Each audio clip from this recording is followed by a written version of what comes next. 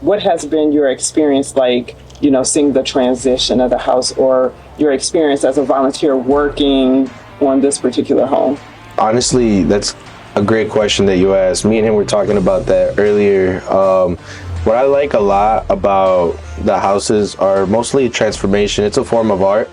I like how it looks before, it's questionable, like, dang, are these measurements have to go in place, this and that. But when it all comes together at the end, especially like the garage, the format on how it was built, and we all come together, lift it up, and everything got to align, And I think that's pretty cool because it was on a Saturday that we did that, so it was like an extra credit type of day for me, I guess. And I liked it, It was cool. I felt like it was cool. Like everyone that I had got to work a little piece with, it was like we all came together for this big project for just a half day, and I thought that was cool, And then it was up.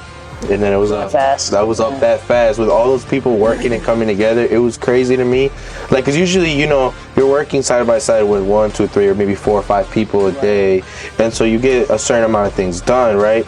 But when you have that many people at a job site, and all of you have like this role to play, someone's cutting, someone is doing the siding, adding the pieces to the house, deciding what color we're gonna use. Oh, we're gonna use the red today.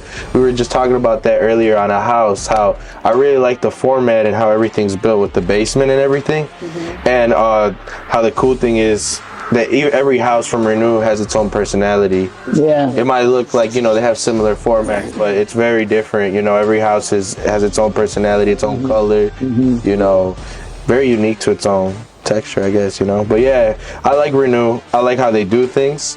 They're very clean cut, right to the point. Everyone that works there knows what they're doing. And if you don't, I'm sure there's someone there that can appoint you, and you're going to find a great route. Awesome. Yeah. Awesome. Thank you, though. You're welcome. Craig, you've been with us for a little while. Yeah. So, and you spent a lot of time. Oh yeah. This a lot of time at this house. What can you tell us about your experience? Well, this is a gorgeous house. When I first saw it, I thought it looks kind of like not that big from the front. You go in and it's like, it is big. I mean, it goes all the way back. The basement's all the way back. The attic comes all the way up. And it was like, this is an old house, like 100 years old, and the plaster was like falling off the walls. And I mean, it was a mess. Right. No kitchen, cabinets, the whole thing, all the kitchen was gutted.